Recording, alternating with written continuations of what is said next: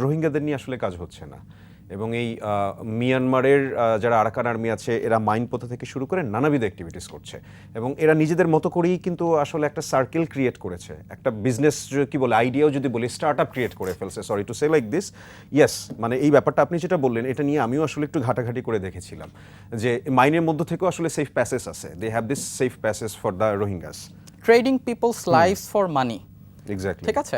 And এই ইস্যুটা যে শুধু রোহিঙ্গাদেরকে করতেছে তাই না, এফেক্ট করতেছে তাই না, এটা আমাদেরকেও এফেক্ট করতেছে। কিভাবে আমি একটু 2 মিনিট সময় নিচ্ছি বুঝিয়ে বলার জন্য। ধরুন বান্দরবনের নাইক্ষ্যংছড়ি উপজেলার রহিম আলী, তার বয়স 40, তার 2টো ছেলে আছে। তিনি হচ্ছেন জঙ্গলে কাঠ কাটতে যান, যেটা তার পূর্বপুরুষের পেশা। তিনি হচ্ছে গত বছর কাঠ কাটতে গেলেন, গিয়ে হচ্ছে পা হারাই ফেললেন, একটা পা ল্যান্ডম্যানে মাইনে উড়ে গেল। তারপরে এখন তার চিকিৎসার খরচ মেটানোর জন্য তার 2 ছেলে প্রতিদিন সেই একই জঙ্গলে গাছ কাটতে যায়, ঠিক আছে। সো এটার ইফেক্টটা কিন্তু জেনারেশনাল ইফেক্ট। এই 2টো ছেলের কিন্তু এখন স্কুলে থাকার কথা, অবশ্যই 2টো ছেলে গাছ কাটতে যাচ্ছে এবং তারা জীবনের ঝুঁকি নিয়ে যাচ্ছে। কিন্তু আমি বলি জীবনের ঝুঁকিটা কিভাবে আসছে, সেটা হচ্ছে গত বছর ICBL International Campaign to Ban Landmine, যারা এটা করে তাদের হচ্ছে ল্যান্ডমাইন মনিটর 2025-এ মায়ানমারকে ল্যান্ডমাইনের দিক দিয়ে বিশ্বের সবচেয়ে বিপজ্জনক দেশ হিসাবে ঘোষণা করেছে। এবং এছাড়াও মায়ানমারে গত বছর হচ্ছে 2000-এর বেশি মানুষ মারা গিয়েছে ল্যান্ডমাইনে। বাংলাদেশে মারা যায়নি কি? বাংলাদেশে রিপোর্ট অনুযায়ী, ICBL এর ল্যান্ডমাইন মনিটর রিপোর্ট অনুযায়ী বাংলাদেশে গত বছর বাংলাদেশ পুলিশের বরাত দিয়ে, যেটা সূত্র দিয়ে বলেছে, 24 জনের বেশি লোক হতাহত হয়েছেন। এবং ডক্টরস উইদাউট বর্ডার নামে একটি বিশ্ববিখ্যাত এনজিও বাংলাদেশে কাজ করছেন, তারা হচ্ছে তাদের একটি ইয়াতে বলেছেন, সংবাদ সম্মেলনে গত বছর আগস্টেই বলেছেন যে গত বছর আগস্ট পর্যন্ত বা নভেম্বর ডিসেম্বর পর্যন্ত হচ্ছে 28টা বিচ্ছিন্ন ঘটনায় 32 জন লোক হতাহত হয়েছেন, ঠিক আছে, যার মধ্যে কিন্তু একজন বিজিবি সদস্য ছিল যিনি গত বছর এই জিনিসটা আসলে নজরে আসার পর কিছুটা টনক নড়েছিল, কিন্তু আলটিমেটলি ফলাফল কি হয়েছে সেটা আমরা কিন্তু দেখতে পাইনি।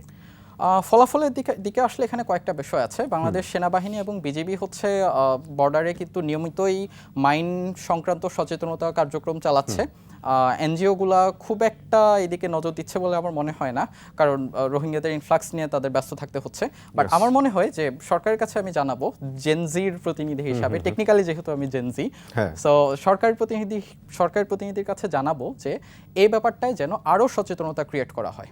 নিশ্চয়ই আমাদের কাছে ঘটনা অনেক সময় হয় কি আমরা ভাবি যে এটা খুব বিচ্ছিন্ন ঘটনা, কারণ এটা আপনার হচ্ছে সোশ্যালি এফেক্ট করছে না। একজন পার্সনের একটা অ্যাক্সিডেন্ট ঘটে যাচ্ছে, হয়তোবা 1 মাস আগে একটা ঘটলো, 6 মাস পরে গিয়ে একজনের ঘটলো, তো সেটা দাঁড়িয়ে মনে হয় কি যেটা সোশ্যালিতে এফেক্ট করছে না, এটা তো আমার দেশের হচ্ছে টোটাল স্ট্রাকচার আনস্টেবিলিটি নিয়ে আসছে না, বা এটা তো হচ্ছে বিগ স্কেলের প্রবলেম না।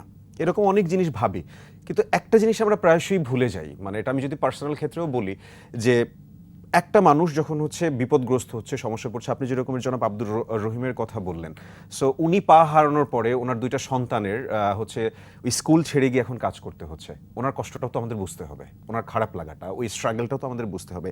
তো সেই জায়গায় দাঁড়িয়ে নিঃসন্দেহে এই স্থল মাইন নিয়ে আসলে অনেক বেশি চর্চা হওয়া উচিত। এবং এর পাশাপাশি আরও একটা জিনিস আমি আজকের এই শোয়ের মাধ্যমে বলতে চাই যে আজকের আপনার হচ্ছে একটা স্লোগান ছিল যে যেটা জানেন না সেটা করবেন না, এবং আপনারা যদি খেয়াল করে থাকেন তাহলে দেখবেন তথ্যমন্ত্রী কিন্তু আসলে সেম কথাই বলেছে যে ফ্যাক্ট চেক করে না করে আমরা আসলে অনেক সময় অনেক মিস ইনফরমেশন দিয়ে ফেলি।